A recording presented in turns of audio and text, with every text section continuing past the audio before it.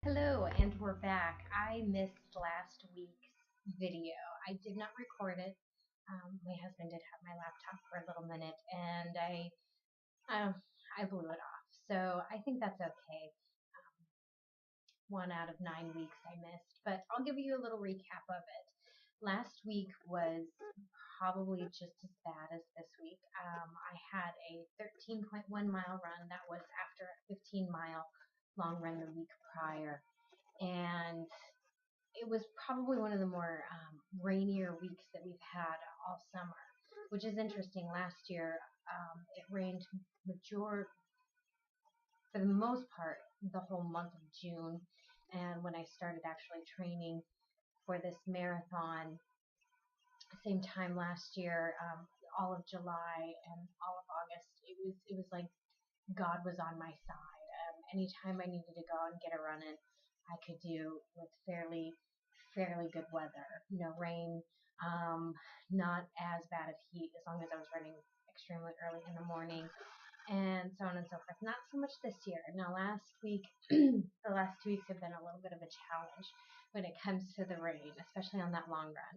I did try to schedule it out a little bit better and went out about 6 o'clock in the morning. Brought my headlamp just in case to the trail, just to make sure everything was good on that end. About mile 8, it started to rain, and then 9, it was pouring. I was able to get to my car, and I thought, okay, well, maybe I can wait it out by my car, do the last 4 miles once it lets up, check the weather, so on and so forth. There was another gentleman that was on the run with me. He was a little older, but basically he just said, "Oh, I'm waiting for you to leave," while I was sitting in my car, and he said, "There's no reason you should be out here." The lightning was so bad. He was more concerned about the lightning, and of course me. I just wanted to get out and get those miles in. I feel this is the first time I've had a schedule where I have not been able to complete a long run.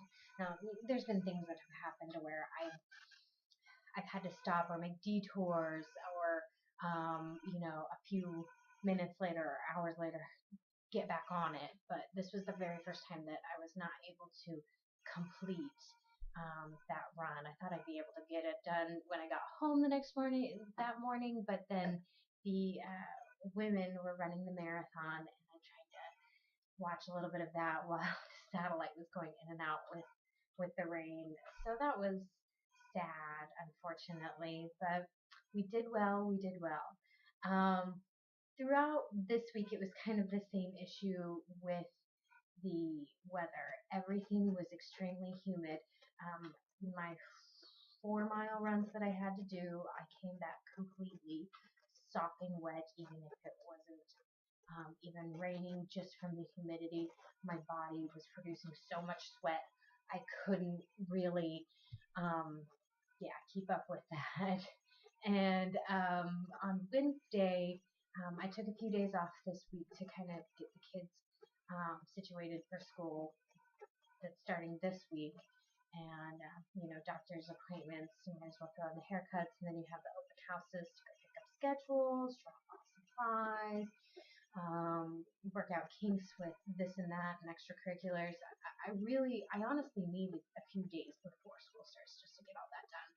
So on Wednesday, I did have that day off and couldn't run in the morning when I usually do before work. So I thought, okay, well, I'll just try to, slip it in there throughout the day. The weather said I'd have a clear window.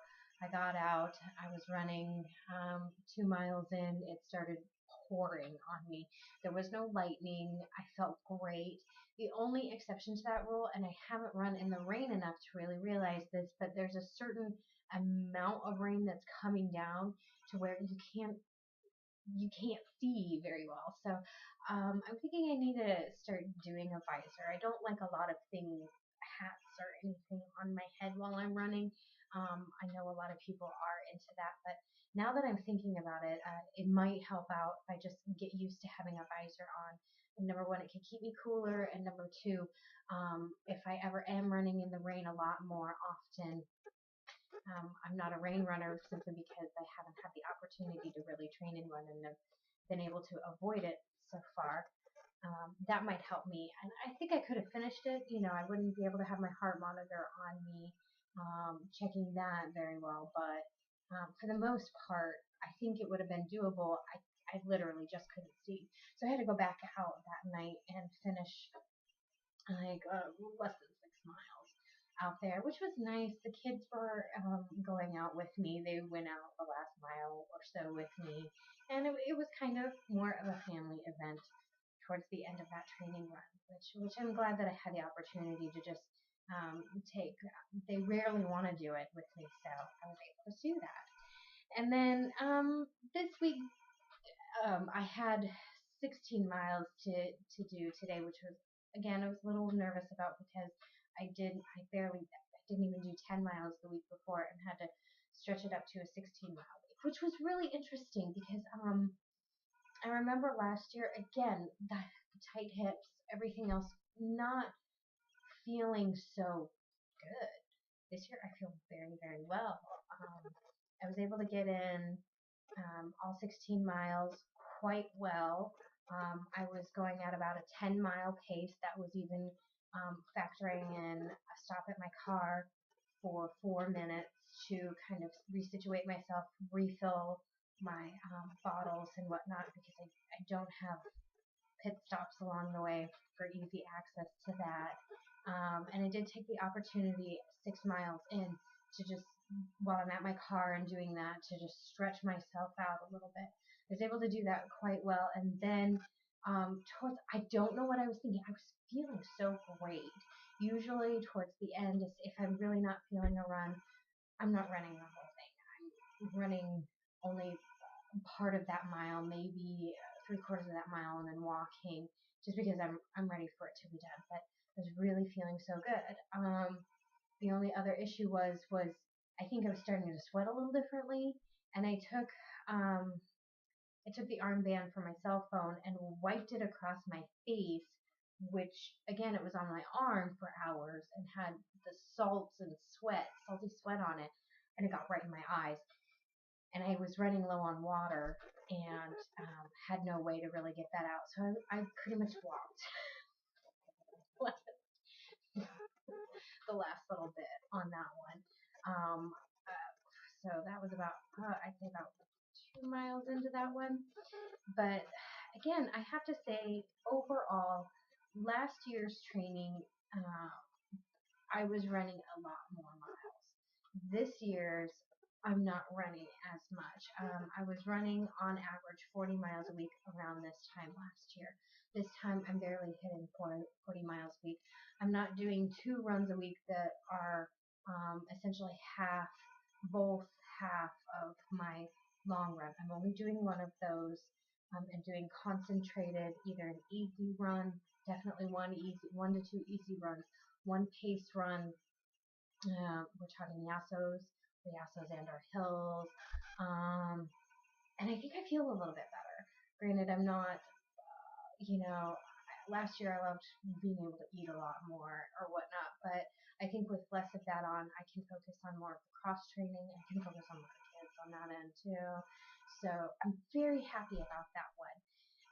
Now that being said, some of the things that I've noticed this year and I wanted to talk about was hydration. With the humidity coming around and being a killer, it's been in the lower 80s, 70s, but the humidity really affects in a different way. So even though it might say 75 outside, when it's 80% humidity, my body acts a little bit differently.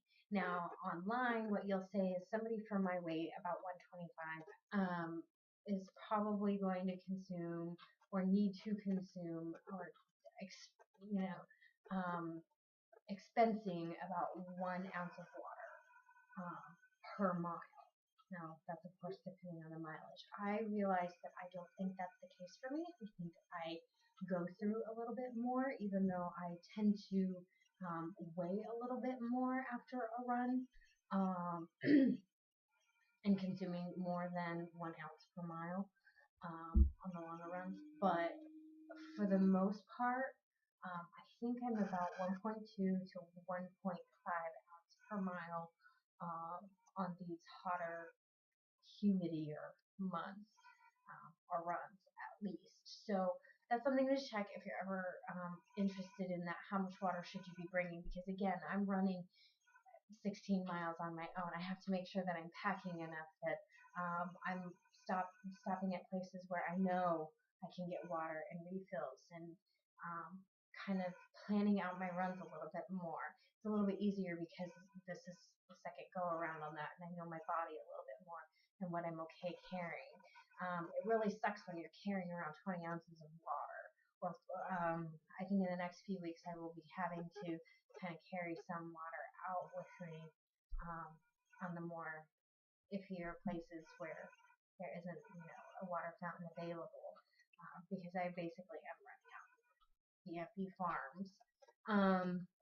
So if you ever want to come see me or kill me out there, go right ahead. Um, but yeah, I'd say 1.2 to 1.5 ounces in water is what's going through there. And there's my husband peeking in. And this time around, I didn't do too badly on the water. The other thing too that I've noticed too is you don't know your equipment. Last year when I first got the belt and wasn't putting my lids on correctly after I take a drink and putting it down, I lost a good 6 ounces in the middle of nowhere, and that was kind of crippling. I did have to walk about. I just walked about 1.5 miles to the next water stop just to be on the safe side when push came to shove, because just of the way I was feeling and had no water on hand, and didn't want to push myself too much to really damaging me from the marathon stuff. I'm actually completing the marathon. I think that was around a little later on in there. But yeah, this time around I'm a little bit more paranoid about making sure that those lids are closed after every single drink. So even though you're sipping on it so many times throughout it, I'm very, very paranoid of making sure that's down. And I haven't had any issues with that just yet. So I know I lost a lot of water here, just not making sure that lids were on correctly, even after I planned out the entire run and try to make sure that everything was good to go on that end. It was a little difficult to just look down and go, I don't have any water, and the next water fountain is 5 miles that way, or 5 miles behind you. So that's kind of a sad one. So again, I'm pretty okay with the fact that I've missed last week's run, just to tell you, well, I didn't complete everything that I should have, and it's raining all the time. Well, it's still raining. I'm still able to kind of complete what I needed to. I'm happy to get that in and done and talk about my water issues. Again, this year it wasn't too bad.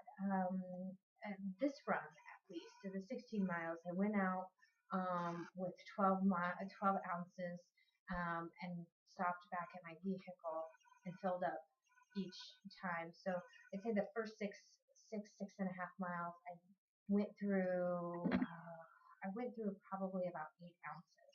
And that kind of worried me because I had 10 more to go and was planning on coming back to my car until 10 more to go. And then on those latter miles, I was out so far that I wouldn't get water until I was about 1 or 2 miles to go back.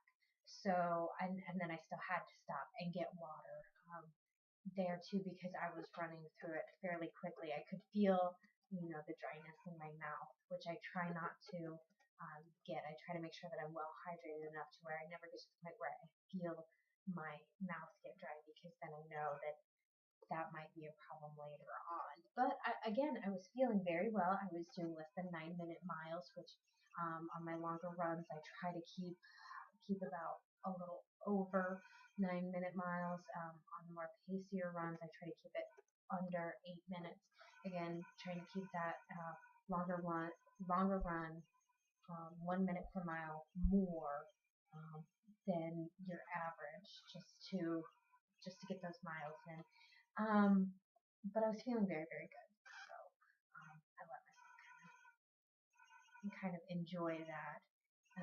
I was kind of regretting that because I was running low on water there, because I only went out with 12 ounces for the last 10, when I really felt that, especially when I got back to the car after almost depleting all the 12 ounces and really trying to stagger and ration it throughout, that I really needed the extra